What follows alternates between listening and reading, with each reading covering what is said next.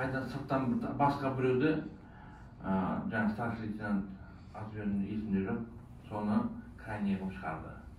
Оған келіспейміз. Адвокаттың айтып отқан нәрсесіне толығымен келісемін.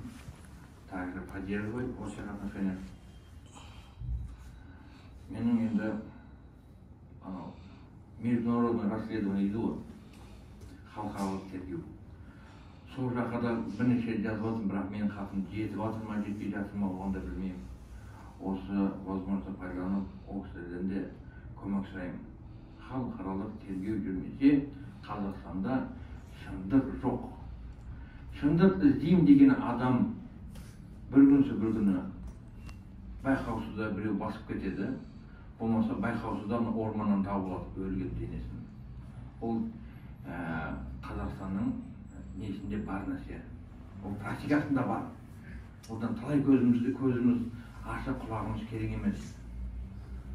Сосын бүкіл независимый журналист барлықтарынан сұраймын, максимально осы біздің пресс-конференцияны таратып, халықаралық тергеудің оңға құлақтарына жетсе екен деп.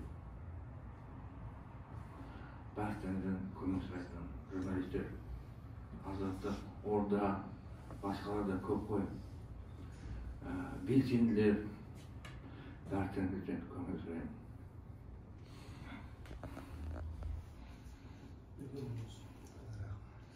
Кішкентай жасап қылған ешқандай қатысы жоқ бұл биліктің күресіне.